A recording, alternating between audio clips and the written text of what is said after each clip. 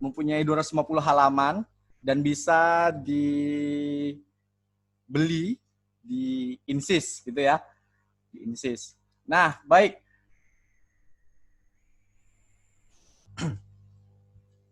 Hari ini kita berbicara terkait petani, sektor pertanian, bagaimana di Indonesia sendiri ekonomi pertanian menjadi salah satu sektor ekonomi yang ada di Indonesia. Bagaimanapun juga pertanian itu menjadi salah satu sektor paling penting untuk perekonomian Indonesia. Dengan serapan tenaga kerja yang tinggi, itu mencapai 29% dari total penduduk bekerja pada 2018, meskipun mengalami tren penurunan. Nah, data hasil survei pertanian pun antar sensus 2018 menunjukkan bahwa jumlah rumah tangga usaha pertanian atau RTUP, pengguna lahan rumah tangga usaha pertanian sebesar 27,3 juta, mayoritasnya 16,3 juta. Tergolong rumah tangga petani gurem itu menggunakan lahan kurang dari 0,5 hektar. Nah, apalagi kemarin ada pernyataan dari Presiden itu bahwa ada defisit-defisit mengenai sektor pertanian, maka kayaknya menarik dan sinkron dengan diskusi malam hari ini. Nah, di buku ini Janda van der Ploeg, profesor sosiologi pedesaan di Belanda dan Tiongkok, menekankan bahwa meski terdesak oleh berbagai himpitan, pertanian kecil ala petani tetap bertahan, bahkan telah banyak mengalami ragam pembaruan produksi, sehingga menggiring pada proses pembentukan atau kebangkitan kembali kaum petani. Dalam mengelaborasi gagasannya itu, Ploeg mengemukakan kembali pemikiran sosioekonomi, pertanian, atau sosiologi agronomi dan pembelajar pertanian. Aktivis koperasi petani dan Partai Buruh Tani Cemerlang, Uni Soviet Alexander C.V. Chayonov. Di sini juga, di buku ini juga kita disuguhi analisis mikro, yakni bagaimana petani dan keluarganya mengerjakan unit produksi pertaniannya sehingga setiap berkelanjutan. Nah, yang utama, unit produksi petani menerapkan beberapa keseimbangan atau balance. Dua di antaranya ialah keseimbangan kerja konsumsi dan keseimbangan jerih payah faedah. Nah, teman-teman pasti penasaran dengan buku ini. Langsung saja kita malam hari ini ditemani oleh Mas Marsen Sinaga. Mas Marsen, mungkin waktu dan tempat saya persilahkan untuk bersama-sama kita membedah buku. Oke, terima kasih Bung Pram.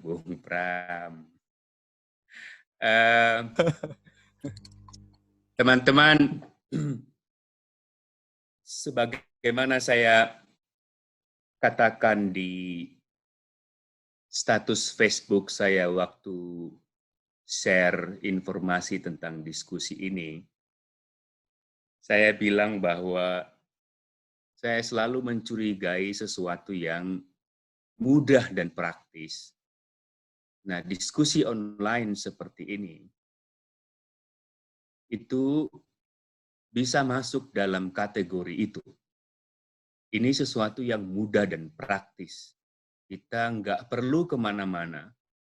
Mungkin duduk manis di sofa di rumah kita, ada kopi, ada teh, ada gorengan, sisa berbuka tadi sore, santai sekali. Nah, justru di situ menurut saya godaannya. Lalu kita hanya menyediakan telinga saja. Nah, menurut saya godaan paling berbahaya dari metode seperti ini. Maka saya akan konsisten dengan nama acara ini, yaitu ini diskusi. Saya mengandaikan, saya berasumsi bahwa teman-teman yang ikut dalam diskusi ini bukan dengan maksud membunuh waktu saja, tapi memang punya concern, punya minat yang jelas menyangkut isu ini. Artinya setiap orang mesti menjawab dulu pertanyaan, kenapa saya ikutan? Apa yang membuat saya tertarik pada isu petani? Dan merasa nyamanlah untuk menyampaikannya. Saya mungkin lebih menguasai buku Van der Ploeg ini daripada teman-teman, tapi menyangkut isu petani kecil dan pertanian skala kecil, saya menganggap teman-teman juga punya minatnya sendiri, punya jawaban untuk pertanyaan, kenapa ini penting buat saya? Dan itu yang akan menarik untuk kita diskusikan. Itu namanya baru diskusi. Jadi dia menjadi dua arah. Maka di bagian pengantar ini, saya hanya menyampaikan 3 hal saja. Selebihnya, saya akan menanggapi bersamaan dengan komentar yang teman-teman sampaikan. Maka yang pertama mau saya katakan adalah bahwa buku Chayanov ini, buku Van der Ploeg tentang Chayanov ini, itu merupakan kelanjutan dari diskusi panjang, perdebatan yang sangat serius di awal abad 20, yaitu antara Chayanov dan Lenin, yaitu antara pendekatan yang berbasis kelas dengan pendekatan Chayanov. Pertanyaannya, apa yang mereka perdebatkan? Ributnya mereka berdua itu antara Chayanov dan Stalin ini, dan Lenin itu apa? Mereka meributkan, mereka berdebat tentang posisi kelas dari kaum tani. Nah, di Indonesia misalnya, kita lebih sering mendengar analisis kelas itu dalam gerakan buruh. Mudah sekali antara kelas buruh dan kelas kapitalis. Tapi di gerakan di sektor petani atau di kaum tani, jarang sekali di Indonesia muncul perdebatan yang serius soal posisi kelas kaum tani. Apakah kaum tani bisa kita anggap sebagai kelas tertentu sehingga dia relevan untuk revolusi, dalam rangka revolusi. Jadi kita mesti membayangkan di awal abad 20, itu memang perdebatan soal kelas mana yang paling relevan menjadi ujung tombak revolusi, itu penting sekali. Lalu Lenin bilang, udahlah petani itu nggak ada jalan, tidak ada masa depannya sebagai sebuah gerakan untuk revolusi. Maka mereka didiamkan saja, lalu dia mendorong gagasan yang namanya mengkolektifkan pertanian.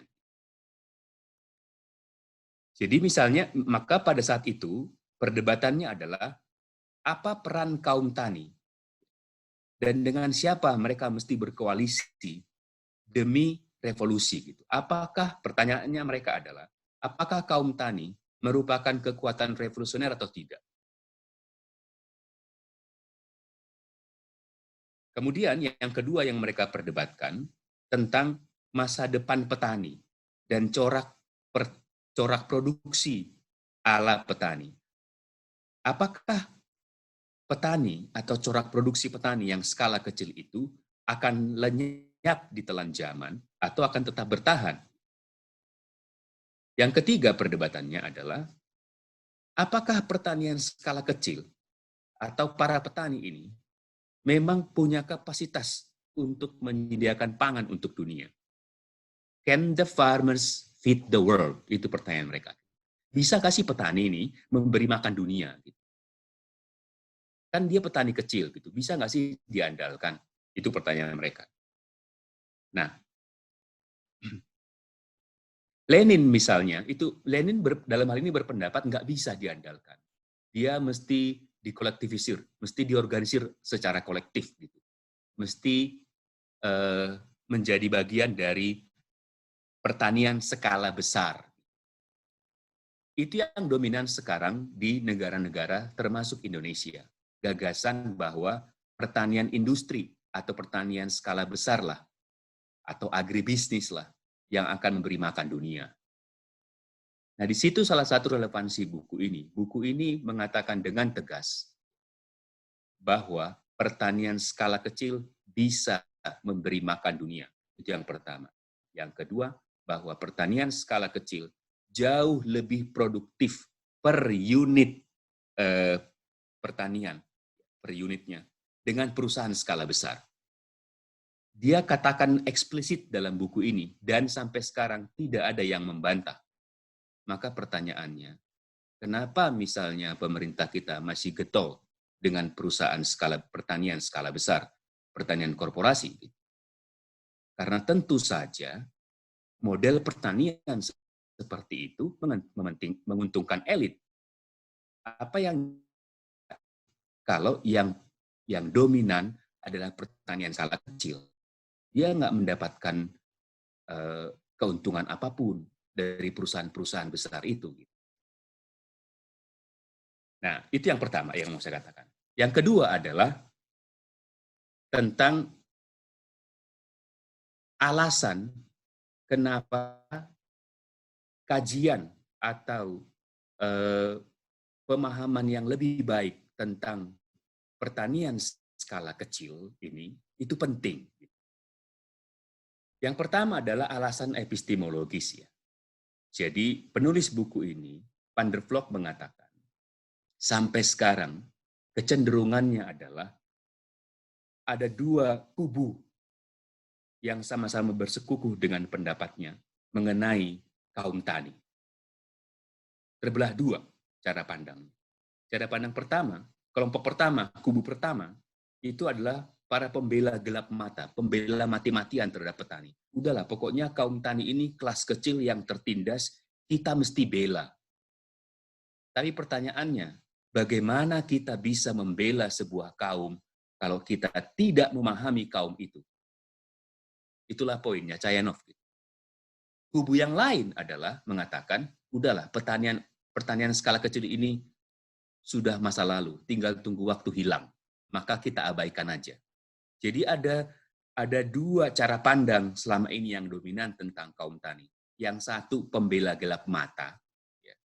Pokoknya kita bela karena mereka adalah petani kecil yang tertindas. Yang satunya yang cuek sama sekali. Lalu Chayanov muncul di dalam perdebatan itu dengan cara pandang yang berbeda, yaitu apa? Cara pandang bahwa dia bilang, pertanian skala kecil ini itu punya logikanya sendiri. Maka kalau kita mau membela dia bilang ke kubu pertama, kita mesti paham sebenarnya cara kerja internal pertanian skala kecil itu seperti apa. Nah, itu yang disebut sebagai pendekatan Chayanovian. Jadi sumbangan paling penting dari Chayanov, sebagaimana ditegaskan kembali oleh penulis buku ini adalah bahwa Chayanov sebagai seorang jenius itu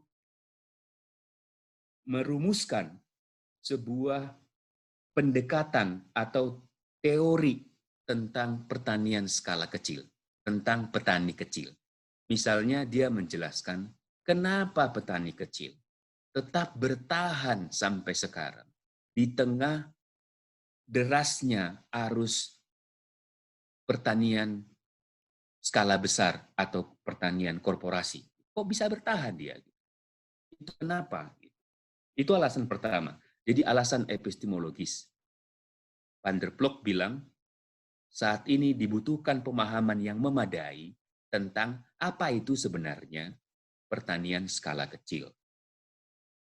Alasan kedua adalah, dalam buku ini, Van der Ploeg menunjukkan fakta-fakta bahwa abad 21 ini itulah abad kembalinya petani. Di banyak negara, dia memperlihatkan arus balik para petani. Makin banyak kelompok masyarakat yang kembali menjadi petani. Ini apa ini? Fenomena apa? Kok bisa? Apakah janji-janji modernitas sudah gagal? Apakah kota sebagai sumber kemakmuran sudah gagal? Kenapa orang kembali bertani? Jangan-jangan ini juga ajakan buat kita. mungkin malah sekarang lebih relevan lagi, karena dengan corona ini, orang makin concern pada apa yang mereka makan, bukan apa yang mereka tonton di mall, atau mereka tonton di bioskop. Mereka nggak pergi ke sana. Tapi mereka sangat concern soal apa yang kami makan. Dan itu berarti menempatkan kembali petani ke posisi yang paling penting gitu. Mungkin waktu menulis buku ini, Van der Ploeg nggak pernah kepikiran soal pandemi corona ini, tapi dia mengatakan ini fenomena aneh sekali. Banyak petani muncul sekarang. Alasan ketiga, menguatnya gerakan tani. Menguatnya gerakan tani. Sekurang-kurangnya secara formal. Salah satunya yang kuat di dunia adalah gerakan tani yang bernama La Via Campesina.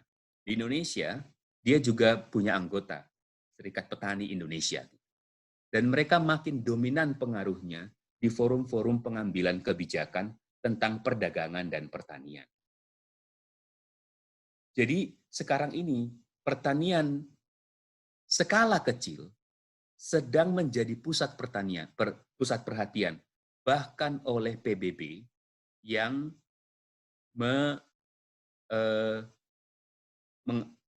menjadikan abad 21 ini sebagai abad pertanian skala kecil. Kita nggak tahu persis apa artinya gitu ya. Tapi PBB sendiri menganggap pertanian skala kecil itu penting. Alasan keempat yang dikatakan oleh Van der Ploeg adalah dia juga mengatakan dalam buku ini, kita bisa periksa sendiri, tentang betapa tangguhnya pertanian skala kecil. Bahkan barusan saya baca sebuah artikel, wawancara seorang penulis buku yang menulis buku Big Farms Make Big Flu.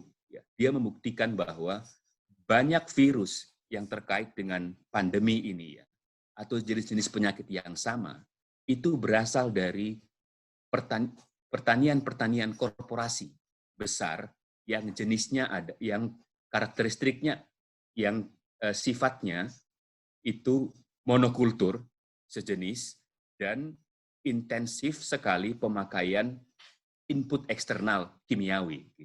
Sehingga dia itu memunculkan banyak sekali ketidakselarasan dengan alam, dan itu menimbulkan banyak efek terhadap kesehatan lingkungan. Nanti kapan-kapan saya share artikel ini. Artinya, pertanian skala kecil yang sifatnya, kalau teman-teman familiar, tumpang sari, pemakaian pupuk organik buatan sendiri lebih banyak daripada eksternal output, itu dianggap sekarang ini lebih sehat dan lebih bertanggung jawab terhadap kesehatan lingkungan. Tapi kalau dalam buku ini, ketangguhan dari corak pertanian skala kecil itu terutama dikaitkan dengan betapa pertanian skala kecil itu berkontribusi dalam istilah dia mendinginkan alam. Jadi dia ini sebagai perlawanan terhadap pemanasan global dianggap sebagai bentuk pertanian yang paling tepat karena input yang dia pakai itu terutama input internal yang dia bikin sendiri. Kemudian alasan yang kelima, yang terakhir adalah pemahaman yang tepat terhadap pertanian skala kecil itu bisa berkontribusi terhadap gagasan kita tentang perubahan sosial secara umum. Di masa pandemi corona ini, saya beranggapan bahwa gerakan buruh misalnya, itu butuh menjajaki koalisi dengan gerakan petani dan mengakui bahwa gerakan buruh dan gerakan petani mestinya sama-sama pentingnya dalam mendorong perubahan sosial yang radikal. Oke, yang ketiga Yang ketiga yang mau saya katakan sebelum saya serahkan ke moderator adalah apa yang dimaksud dengan maklumat Cayanovian? Apa itu pendekatannya Cayanov? Soalnya, saya menganggap ini penting karena beberapa kalangan menganggap buku ini atau pendekatan Cayanov ini itu tidak terlalu relevan di Indonesia. Alasannya itu karena gambaran petani skala kecil yang ditemukan oleh Cayanov di awal abad 20 di Rusia itu tidak sama dengan karakteristik petani kecil yang ada di Indonesia yang memang mengalami konteks historis tertentu.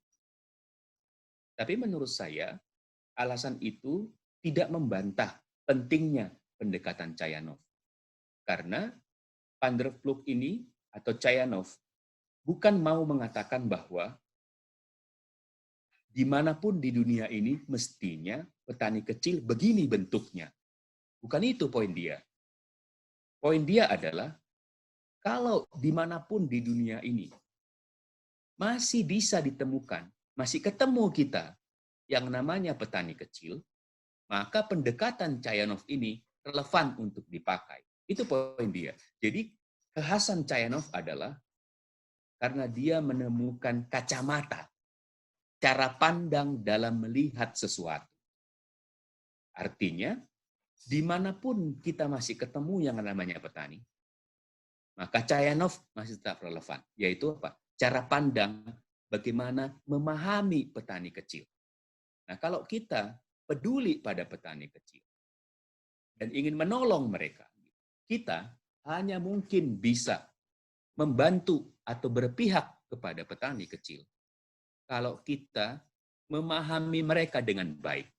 Nah, Cayanov menyumbangkan cara, metode untuk memahami petani kecil. Jadi itu kontribusinya. Bukan Cayanov bukan mau mengatakan, atau Van der Ploeg bukan mau mengatakan, dimanapun di dunia ini, petani kecil mesti begini loh. Mesti ada kooperasinya, mesti inputnya mesti semua dari internal. No, bukan itu. Tapi kok bisa para petani ini masih bertahan? Dan bagaimana kita mesti memahami kenyataan bahwa petani kecil ini masih tetap bertahan di tengah gempuran kapitalisme pertanian. Itu kontribusi paling penting dari Cayanov. Oke, Bung Pram, itu dulu barangkali. Selain sebelum saya bicara terlalu banyak.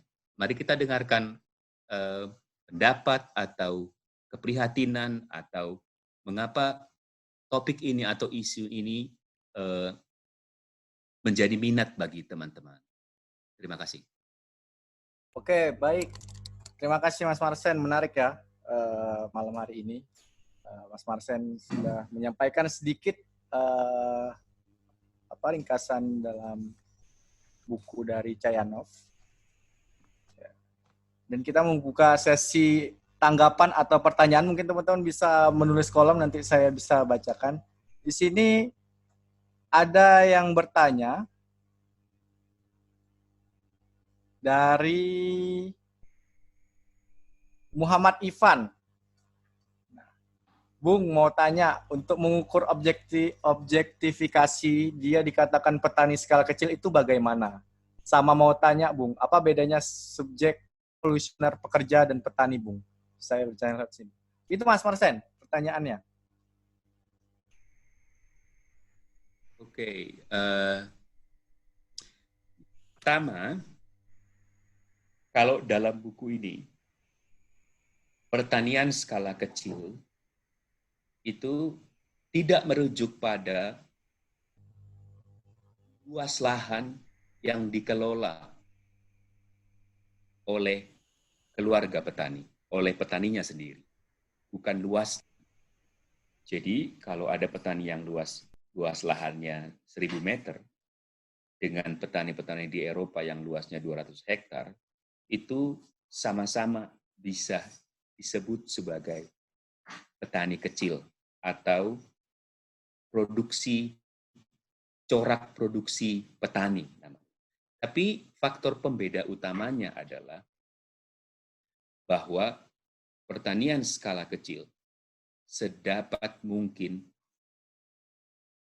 tidak tergantung pada faktor-faktor eksternal untuk menjalankan unit pertaniannya, baik dari faktor input dari faktor input dan tenaga kerja. Jadi misalnya dia sedapat mungkin tidak membeli pupuk, tidak membeli bibit, tidak membeli pestisida, dan tidak membayar tenaga kerja dari luar. Dia terutama mengandalkan tenaga kerja rumah tangga. Maka pemahaman tentang modal atau capital dalam konteks pertanian skala kecil itu berbeda dengan modal dalam konteks kapitalisme. Modalnya itu seringkali bukan dalam bentuk kapital yang akan diakumulasi terus-menerus. Tapi modal bagi mereka adalah bagaimana agar unit produksi mereka, yaitu pertaniannya sendiri, dan peternakan di dalamnya, itu bisa berjalan terus-menerus, menghidupi keluarga petani, dan menciptakan keseimbangan di dalam unit produksi sendiri, yaitu rumah tangga petani sendiri. Jadi misalnya bisa aja dia sedikit membeli pupuk, iya, tapi dia perhitungkan sekali dalam arti apa dia membeli sedikit ini akan menghasilkan lebih banyak agar keluarga petani sendiri itu bisa menjalankan yang namanya reproduksi sosialnya, tetap jalan dia. Makanya kekhasan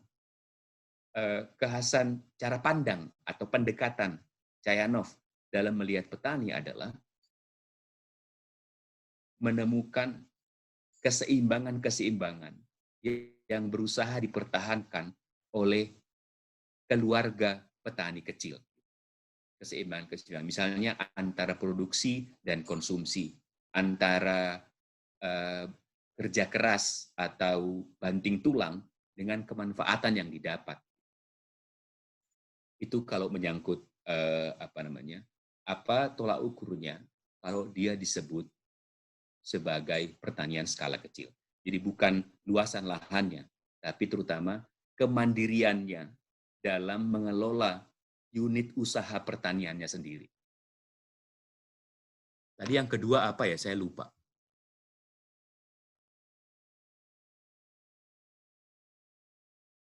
Kedua itu apa bedanya subjek revolusioner pekerja dan petani, Mas? Oke. Kalau terkait dengan perdebatan dalam buku ini, pada saat itu memang keduanya, baik Lenin maupun Chayanov, itu kan sangat dipengaruhi oleh soal dari mana revolusi itu pertama-tama akan muncul. Siapa sih garda besar, garda terdepan revolusi? Di akhir-akhir hidupnya, ya, Marx itu menyadari bahwa kaum tani kecil dengan koperasi yang kuat, itu bisa menjadi cikal bakal munculnya sosialisme pertanian di Rusia. Jadi Marx pun sebenarnya yang banyak dirujuk oleh gerakan buruh sebagai rujukan tentang kedudukan gerakan buruh sebagai garda besar revolusi, Marx sendiri sebenarnya mengoreksi pendapatnya. Jadi menurut saya, kita mesti meninjau ulang pemahaman kita tentang kelompok mana atau gerakan mana yang paling relevan kita sebut sebagai gerakan atau subjek revolusioner. Ciri khasnya apa? Menurut saya, petani kecil itu punya potensi itu. Terkait dengan ciri khas apa? Ciri khas kemandiriannya, kedaulatannya. Dia bisa hidup dalam keadaan apapun. Bahkan dalam keadaan paling mengerikan sekarang ini, pandemi corona ini, petani kecil lah yang paling tahan banting, paling resilient. Lihat, jungkir balik mereka. Karena gerakan buruh itu adalah anak haramnya kapitalisme. Sejujurnya saya mengatakan begitu. Kalau petani kecil sebagaimana ditemukan oleh Cayanov di Rusia, itu sangat mungkin mereka tidak bersentuhan dengan kapitalisme. Bisa mereka, kalau mereka mau. Mereka tidak beli pupuk, tidak beli pestisida, tidak beli apapun bisa. Mereka makan yang mereka produksi. Artinya, level kedaulatannya tinggi. Dia sangat mungkin bisa dengan kemauannya sendiri. Itu yang dikatakan oleh Van der Vlug dalam buku ini. Bahwa kaum tani adalah kaum yang paling berdaulat. Tidak ada siapapun yang bisa memerintah atau mengatur mereka. Lihat gerakan buruh dalam kondisi di mana kapitalisme kolaps, dia juga kolaps. Dia nggak berani ribut-ribut sekarang misalnya mendesak harus bayar THR. Keluar SK dari Menteri Tenaga Kerja, mereka mesti berdamai. Karena apa? Kapitalisme sedang roboh memang, lagi guncang. Nah, karena gerakan buruh adalah anak dari kapitalisme, dia nggak bisa berdaulat dalam konteks seperti ini. Dia nggak tahu mau melawan siapa, karena tuannya, yaitu kapitalisme, itu sedang sakit parah. Mau dilawan yang sakit parah. Menurut saya sih berpendapat, kita mesti membongkar ulang pemahaman kita tentang apa ciri dari kelas sosial yang cocok kita sebut revolusioner. Saya merasa buku ini mengajak kita untuk mulai membuka mata pada kemungkinan bagaimana petani kecil yang berdaulat ini sungguh bisa menjadi subjek revolusioner. Makanya tadi saya mengatakan, ini barangkali saatnya gerakan buruh industri perkotaan menjajaki koalisi, lebih rendah hati sedikit, menjajaki koalisi dengan gerakan petani yang memang memberi makan kita semua. Begitu, Bung Pram. Oke, begitu ya, Mas. Siapa nih? Mas Ivan, penjelasannya dari pertanyaan Mas Ivan. Oke, Mas Ivan ya. Mas Ivan. Terus di atas ada Mas Cahyo Bandono ya. Saya baca dulu. Saya mau bertanya, sorry ya Bung Pram ya, langsung ya. Iya. Saya mau bertanya bagaimana skala industri pertanian kecil yang dimiliki personal dengan perubahan menjadi petani milenial, khususnya di kota dan kawasan, bagaimana memberikan ini ke milenial. Di mana desa saya 80% petani muda. Teruskan warisan keturunan. Bagaimana petani desa menjadi konglomerasi. Saya akan menanggapi komentar dari Mas Cahyo ini itu begini. Saya sih merasa senang dengan gerakan di mana banyak kaum muda sekarang, para millennials ini mulai melirik pertanian. Jadi teman-teman mahasiswa mungkin tahu di gerakan yang namanya Tani Muda ya. Mereka sudah menyelenggarakan kelas lama.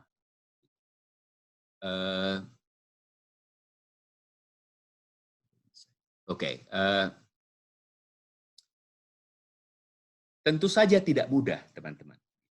Karena kenapa saya sangat bersemangat mempromosikan buku ini untuk dibaca, terutama untuk kawan-kawan muda, justru untuk menemukan, untuk menjawab masalah, kalau banyak generasi millennials tertarik bertani, itu sebenarnya motifnya apa? Keren-kerenan. Atau karena mereka menyadari pertanian adalah masa depan. Nah, kalau terkait dengan konteks di desanya Mas Cahyo ya, 80% petani muda, tapi itu karena meneruskan warisan, ya. Itu jadi pertanyaan gitu loh, apakah mereka itu terpaksa bertani, gitu, atau ada kesadaran bahwa pertanian adalah kunci, adalah masa depan. Pertanian skala kecil yang dinamis, yang kreatif, dan yang berdaulat dan otonom. Otonomi itu penting sekali gitu. Nah, pertanyaannya gimana agar mereka menjadi konglomerasi?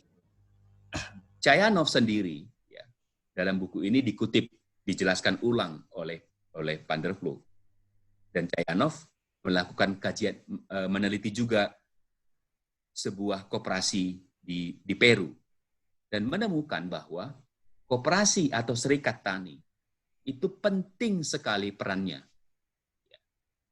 Bahkan penelitiannya Van der Ploeg ini di sebuah koperasi di Peru menemukan bahwa kinerja atau produktivitas petani itu akan lebih tinggi kalau mereka mengorganisir diri ke dalam sebuah serikat atau koperasi. Dan mereka semakin bebas, semakin tidak berhubungan, bersentuhan dengan perusahaan besar atau tengkulak, dengan perbankan, dengan jaringan perbankan, dengan perusahaan-perusahaan agribisnis atau input pertanian, dan dengan instansi-instansi pemerintah. Nah, pertanyaannya, kalau kita memang punya perhatian terhadap kaum petani kecil, kita bisa mulai melihat soal ini gitu. Apakah para petani di Indonesia itu bisa lepas, ya, bisa membebaskan diri dari 4, kalau dulu kan PKI kan menemukan 9 setan desa ya. Ini kalau Van der Ploeg itu 4 ya disebutnya. Pengusaha besar atau tengkulak, kemudian jaringan perbankan, perusahaan-perusahaan agribisnis yang menjual input pertanian, yang keempat, instansi-instansi atau lembaga-lembaga pemerintah, apapun bentuknya, bisa organisasi tani, bisa lembaga penyuluhan dan segala macam. Maka terkait dengan komentarnya Mas Cahyo, menurut saya, memang diskusi dengan generasi milenial tentang pertanian ini menurut saya sangat penting sekarang ini. Dan itu menurut saya lagi ketemu momennya, karena memang lagi banyak generasi milenial yang sedang meminati pertanian, ikut macam-macam kursus dan segala macam itu. Begitu Mas Cahyo. Ya, Mas. Oke. Mungkin itu untuk Mas Cahyo. Mungkin kita lanjutkan lagi. Masih banyak pertanyaan-pertanyaan nih ternyata untuk Mas Marsen pada malam hari ini. Kayak menarik sekali bukunya. Tapi kalau misalnya teman-teman minat dengan bukunya, bisa didapatkan di Insys. Harganya 80.000 ya Mas ya? Ya, jadi diskon 10% jadi 72. 72. Jadi bisa langsung saja ke Insys, datang dan langsung dibeli bukunya biar nanti kebingungan itu atau pertanyaan-pertanyaan itu yang tadi dijelaskan oleh Mas Marsen bisa langsung afdol kita baca bukunya. Baik, kita lanjutkan lagi pertanyaan dari Mas Nurudin. Wah, ini banyak sekali pertanyaannya, Mas. Saya ingin bertanya seputar buku Chayanovian. Yang pertama, apakah Chayanovian ini memiliki kemiripan dengan ide Vandana Shiva yang anti-industri, termasuk juga Manobou Fukuoka dengan ide revolusi sebatang jeraminya? Nah, yang kedua, setahu saya, Chayanov memunculkan ide involusi pertanian, sehingga kalau dirasa cukup, maka produksi dihentikan. Kalau bagaimana ide ini bisa dikaitkan dengan memberi makan dunia? Bukankah ini lebih pada kemandirian pangan kecil, bukan dalam negara, bangsa, atau global? Yang ketiga, apakah dalam konteks Indonesia juga muncul seruan kembali bertani? Apakah Anda sepakat dengan kalangan yang menyatakan saat ini kondisi pertanian pada titik nadir, jelita, jelang 50 tahun semua? Kalau tidak impor, maka bangsa ini sudah kelaparan. Ataukah pandangan ini masih bias pertanian skala besar? Yang keempat, terkait debat dengan Lenin, setahu saya Lenin menyatakan pertanian skala kecil melanggengkan eksploitasi terhadap kaum tani oleh tuan. Sementara Chayanov menyatakan relasi itu tidak seperti yang dibayangkan Lenin. Mungkin bisa dijelaskan lebih jauh soal debat ini. Oke, menarik Mas. Langsung saja Mas, 4 pertanyaan. Oke, yang pertama kaitan Cahaya Novian ini dengan gagasan Vandana Shiva dan uh, Fukuoka tentang revolusi sebatang kara. Saya merasa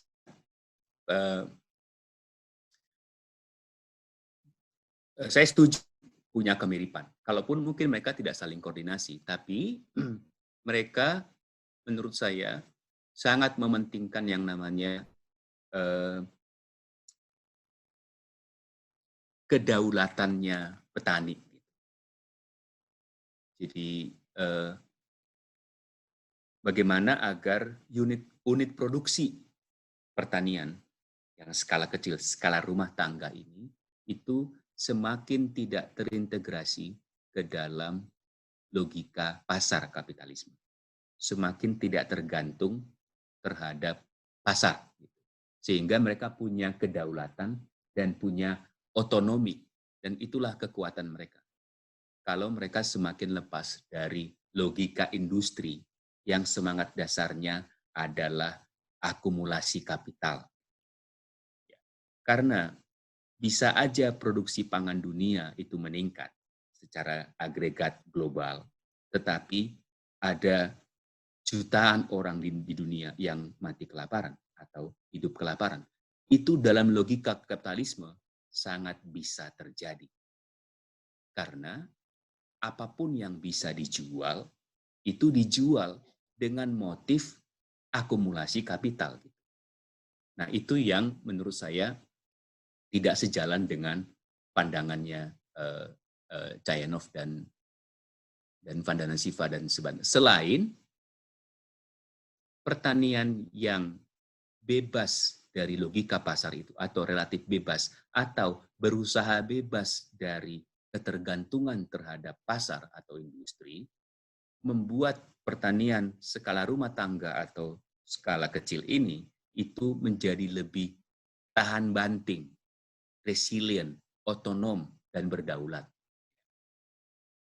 Nah, yang saya tahu pasti, bukan Chayanov yang menggulirkan gagasan involusi pertanian, tetapi siapa tuh yang orang Indonesia, yang orang Amerika itu. Yang jelas tidak ya. Jadi gagasan tentang involusi pertanian itu tidak datang dari Chayanov. Jadi Chayanov itu kekhasannya adalah bahwa keluarga petani atau pertanian skala kecil itu sangat mementingkan yang namanya keseimbangan dalam rumah tangganya. Dia tidak terutama dimotivasi oleh kerakusan akumulasi kekayaan, tapi menyeimbangkan banyak hal, menyeimbangkan antara produksi dengan pemeliharaan lahan, menyeimbangkan antara produksi dengan kebutuhan anggota keluarga gitu. Memang sekarang menjadi lebih sulit, teman-teman. Karena apa? Banyak petani itu tergoda untuk meningkatkan produksi yang bisa dijual agar mendapatkan uang, karena dia sudah punya banyak sekali hal yang mesti dia bayar dengan uang. Sebagai contoh ya, nenek saya, menurut saya, nenek dan kakek saya, itu petani tulen. Persis gambaran Chayanov tentang petani skala kecil. Sangat berdaulat, tapi dia sangat pintar menyeimbangkan antara paksaan produksi, yaitu menghasilkan duit dari pertaniannya, dengan pengeluarannya. Dia tidak punya handphone, dia tidak punya TV, dia tidak punya kendaraan bermotor, yang memaksa kita untuk punya pengeluaran rutin tiap bulan.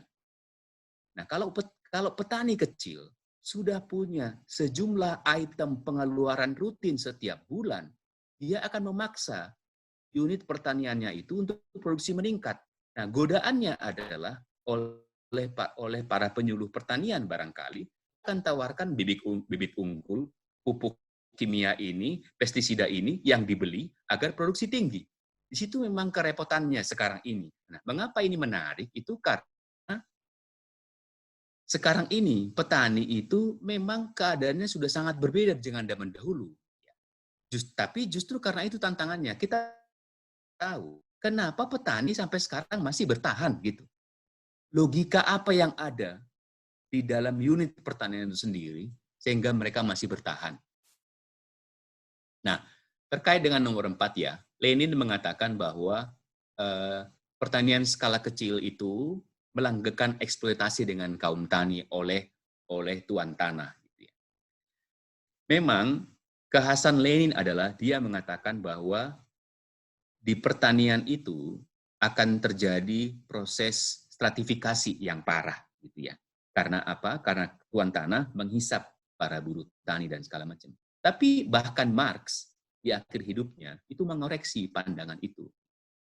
Karena Marx mengatakan di sebuah dunia di mana corak produksi itu hanya corak produksi kapitalisme, akan hanya ada 2 kelas saja, kelas tuan tanah sama buruh tani. Terbukti tidak. Sampai sekarang masih ada petani kecil, petani berdaulat yang punya lahannya sendiri seluas apapun itu, yang tidak di bawah penghisapan dari tuan tanah. Nah, pertanyaannya, kok bisa? Apa yang terjadi? Nah, itu yang ditawarkan oleh Chayanov. Ayo cari tahu. Begini cara metodenya untuk menemukannya. Kok bisa masih bertahan mereka di tengah corak produksi dominan yang namanya corak produksi kapitalisme. Nah, salah satu penekanan dari Van der Ploeg dalam buku ini adalah kenyataan bahwa pertanian skala rumah tangga yang tangguh ini itu bertahan di tengah corak produksi dominan yang namanya kapitalisme, di mana hasrat utamanya adalah akumulasi kapital.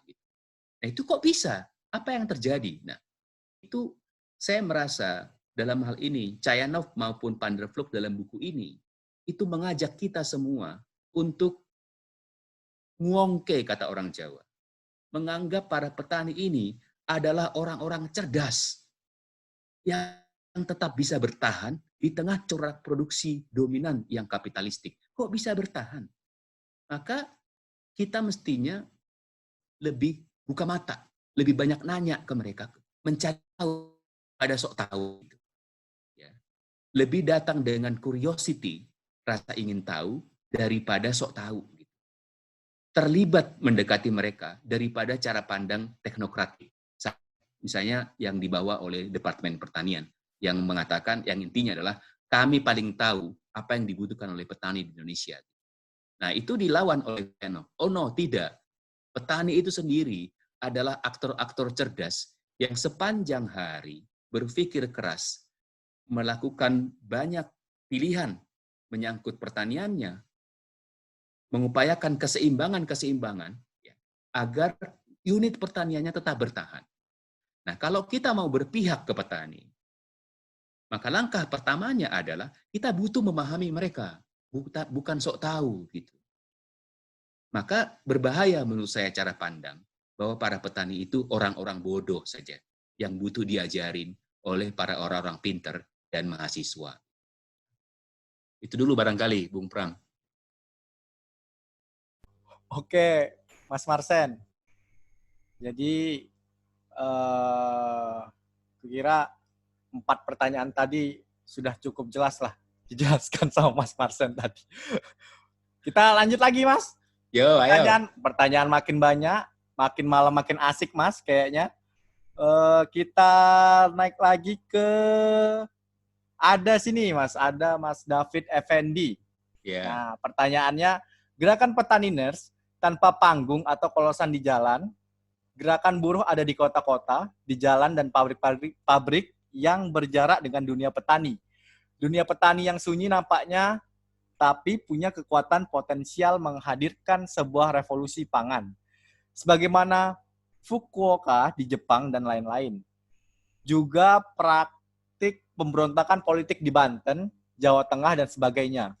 Gerakan buruh di zaman itu belum ada belum ada di panggung seluas hari ini. Bagaimana operasionalisasi mempertemukan gerakan petani dan buruh dengan buruh, Bung Marsen? Oke. Apakah ini termasuk pengorganisasian mas rakyat yang belum atau tidak pernah selesai? Wow, menarik nih, Mas Marsen. Belum selesai kah? Oh, Oke. pengorganisiran masyarakat? Pertanyaannya gitu. Oke, Mas Bung, Marsen. Bung Effendi, terima kasih komentarnya. Saya sebagai orang yang optimis ya, saya akan mengatakan bahwa ini agenda pengorganisasian yang belum selesai, bukan yang tidak pernah selesai. Oke, saya sebenarnya sejak dulu ya sangat gelisah dengan pertanyaan ini. Bagaimana mengaitkan, mempertemukan gerakan tani dengan gerakan buruh. Saya mencium aroma kesombongan sektoral juga kadang-kadang. Ya. Misalnya gerakan buruh menganggap mereka adalah garda depan revolusi. Mereka yang paling sering muncul di media massa, di televisi. Mereka ada di kota, pusat perhatian semua orang. Tapi mereka lupa bahwa yang memberi makan mereka itu petani. Hari-hari ini sebenarnya saya itu getol ya, mengajak teman-teman di gerakan buruh itu untuk melihat ulang diri mereka sendiri sebagai gerakan. Betapa rentannya mereka. Dan mestinya inilah saat di mana gerakan buruh yang memang hingar-bingar itu lebih rendah hati melihat kerentanannya, lalu berteman dengan kelompok lain yang sebenarnya dalam sejarah memperlihatkan ketangguhannya, yaitu kelompok petani. Tapi barangkali ada juga persoalan kurangnya perspektif mengenai hal ini. Kenapa saya getol mempromosikan buku ini secara online? Dengan maksud juga sebenarnya agar kawan-kawan di gerakan buruh itu melihat ini sebagai sesuatu yang penting mereka pelajari. Karena barangkali ada kecenderungan dalam gerakan buruh ini itu pakai kacamata kuda namanya. Mereka hanya membaca atau mendiskusikan hal-hal yang sudah sejalan dengan keyakinan mereka. Nah, buku ini salah satu menurut saya yang penting untuk membongkar kekakuan itu, untuk mengajak mereka keluar dari zona nyaman itu. Semoga sih krisis ini menjadi kesempatan bagi mereka untuk membuka perspektif yang lebih luas gitu. Lalu membaca atau mendiskusikan atau mempelajari hal-hal lain.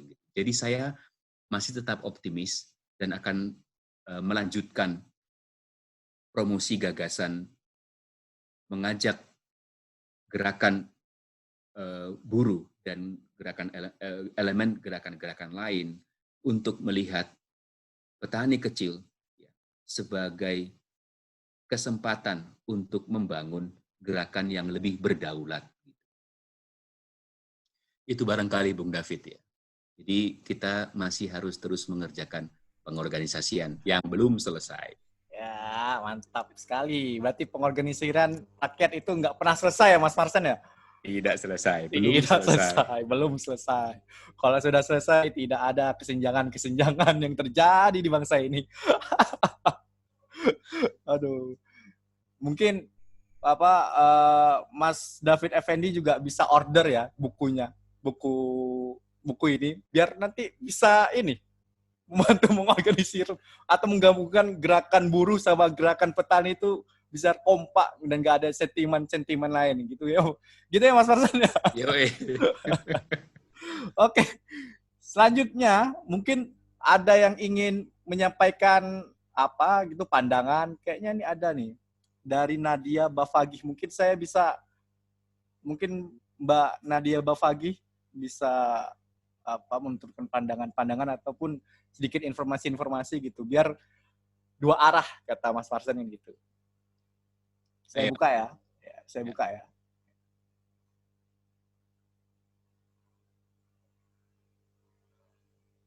Gimana nih caranya?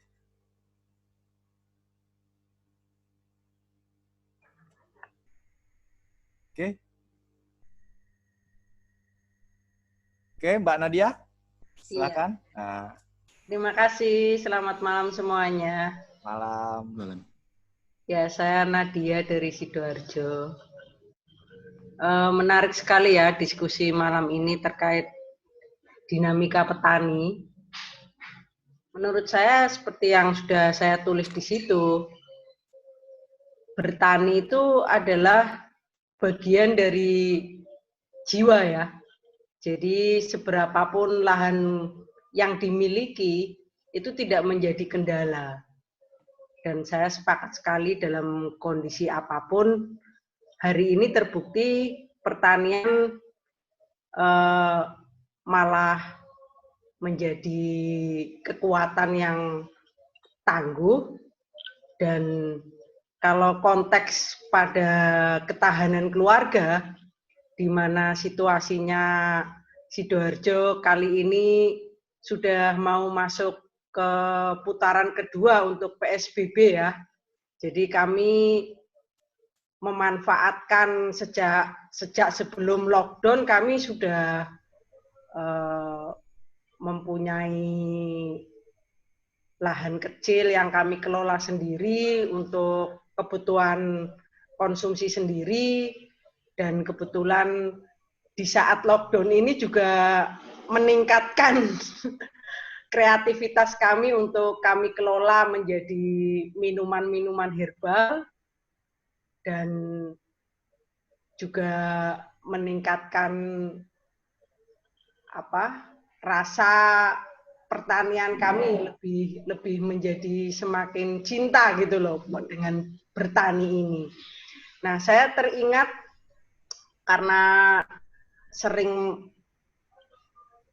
dolan-dolan ke desa, seringkali mendengar cerita-cerita tentang betapa heroiknya para aktivis barisan tani Indonesia, dan saya bayangkan itu hampir sama seperti yang dipaparkan oleh Cayanov tadi tentang kekuatan dari organisasi tani ketika mereka mengorganisasi dirinya.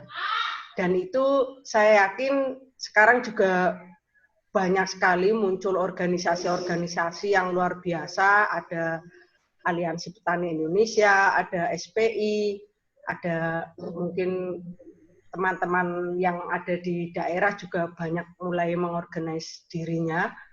Nah itu pada konteks kondisi sekarang harus mempunyai trigger gitu loh menurut saya. Triggernya itu apa? Kinerja mereka setelah mengorganize menjadi sebuah kekuatan petani yang luar biasa. Terima kasih, salut buat Pak Marsen yang masih live udah hampir 9:30, luar biasa Pak bukunya. Saya nanti order. Langsung. Sehat semuanya. Oke, makasih Bu Nadia. Mbak Nadia. Sambut dulu ya. Oke, mungkin gini, tadi udah ada tanggapan dari Mbak Nadia, mungkin ada tanggapan balik dari Mas Marsen sendiri atau? Mungkin yang lain dulu kalau ada. Oke. Ini ada Mas, mungkin ini penanya terakhir ya, karena udah waktu 9:30, mungkin saya tahu kita butuh istirahat, kan nanti sahur. Jadi langsung sahur aja kita. Langsung sahur. Ini Mas, ada pertanyaan terakhir, mungkin ini menarik saya kira. Dari Ningsih. Saya tinggal di desa, tetangga-tetangga saya petani. Bapak saya mantan petani, KUD di desa, perannya sebagai distributor pupuk. Petani hanya bisa beli pupuk jika terdaftar sebagai anggota KUD. Itu pun belinya harus antri panjang dari pagi sampai siang. Hasil pertanian nantinya dijual ke selepan atau penggilingan. Jadi selepan itulah tengkulaknya. Oh, menarik nih. Pertanian di Indonesia yang coraknya skala kecil ini memang mengalami ketergantungan pada industri seperti yang disampaikan Mas Budi Prasetyo. Secara rantai nilai, petani skala kecil mendapat nilai tambah paling kecil, apalagi buruh tani. Jadi kedaulatan petani bukan hanya dilihat dari kepemilikan lahan sendiri, masalahnya ada di sistem. Pertanyaannya, apakah kebijakan pertanian kita pro dengan kesejahteraan petani? Berapa alokasi subsidi untuk pertanian kita saat ini? Wah. Kalau mau mengorganisir para petani, apa agenda yang akan diusung? Revolusi macam apa? Jelas memperbaiki kebijakannya. Oke, menarik. Monggo Mas Marsen, revolusi kita. Sekarang. Oke, menanggapi Mbak Ningsih, kalau terkait dengan apa yang disampaikan oleh Van der Ploeg dalam buku ini, dia sependapat dengan Mbak Ningsih dan dia melakukan riset, ya, melakukan penelitian sangat serius dengan sebuah koperasi di Peru. Tadi saya sudah katakan. Dan kesimpulan dia adalah petani kecil itu akan semakin meningkat produktivitasnya, makin baik keadaannya kalau mereka semakin tidak berhubungan, semakin putus hubungan dengan pengusaha besar atau tengkulak, dengan perusahaan-perusahaan agribisnis pertanian yang jual pupuk, jual pestisida, jual bibit itu. Yang keempat, perbankan, bank apapun. Yang keempat, dengan institusi-institusi pemerintah. Maka kalau Mbak Ningsih memang petani, tetangganya semua petani, bisa mulai melakukan penelitian kecil-kecil. Sedalam apa para petani itu tercemplung ke dalam 4 institusi tadi itu.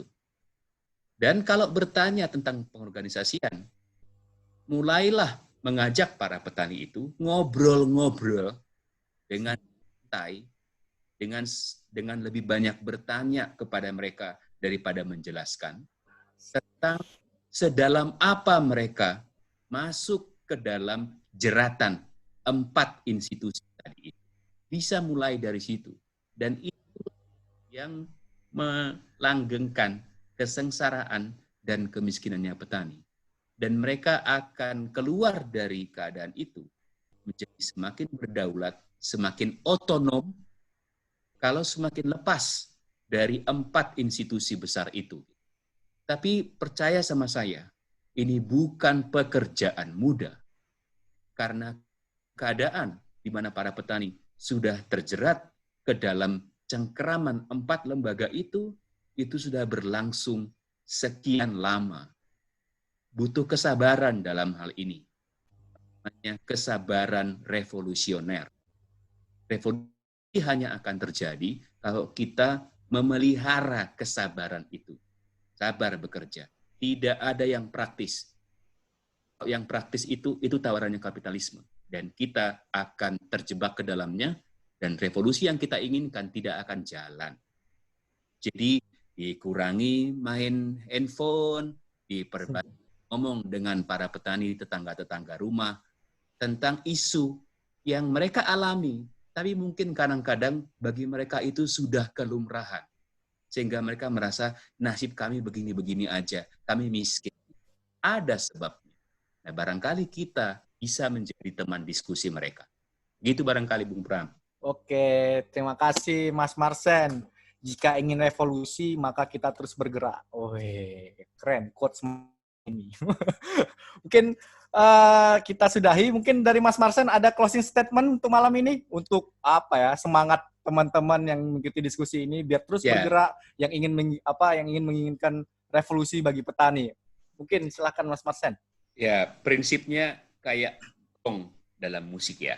Jadi tadi di awal saya mengatakan, acara-acara seperti ini akan buang-buang waktu aja kalau kita masing-masing memang tidak punya waktu untuk memikirkan apa sebenarnya minat saya, apa yang bikin saya tertarik menyangkut isu petani.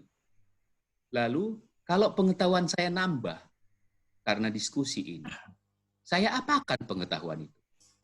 Nah, masing-masing kita mesti menjawab itu. Bahkan selemah-lemah iman, sekurang-kurangnya teman-teman menulis di diari teman-teman sendiri, mengupload di status Facebook atau di Instagram tentang pengetahuan baru atau kesadaran baru atau kemarahan baru. Itu ada gunanya dari acara ini. Karena apa? Karena kemampuan orang untuk mengingat itu sangat pendek. Maka kita mesti menyeimbangkan antara mengkonsumsi pengetahuan lewat diskusi ini dengan memproduksi sesuatu, apapun itu. Kita mesti produksi. Status Facebook kah, catatan di diari kah, atau ngomong dengan petani di tetangga kita kah. Kita mesti aktif menyeimbangkan antara pasif, menyerap pengetahuan, dengan mempergunakannya untuk sesuatu yang kita anggap penting. Itu barangkali kultum malam ini. Kultum malam ini. Terima kasih Mas Marsen untuk waktunya. Tapi kurang afdol lagi kalau misalnya udah diskusi seperti ini belum beli bukunya. Gitu kan. Mungkin teman-teman bisa mendapatkan bukunya, order di Insys, harga bukunya itu 80, tapi di diskon 10% jadinya 72.000. Bisa beli dan pesan ke WA Insys Press 0851 0259 4244. Mungkin teman-teman bisa catat nomornya dan pesan. Karena Cayanov itu mengeluarkan ide. Yang pertama, ketika kita ingin revolusi, kita ubah cara pandang petani kecil. Asik. Terima kasih Mas Marsen atas waktunya. Mungkin kita sudahi obrolan malam ini ya, diskusi malam hari ini. Mungkin semoga bermanfaat bagi kita semua untuk gerakan-gerakan petani, gerakan buruh, dan semoga bisa gerakan buruh dan petani itu jalan bareng. Oke, revolusi. Terima kasih. Terima kasih Mas Marsen. Assalamualaikum. Oke. Waalaikumsalam. Selamat berpuasa teman-teman. Ya. Yo.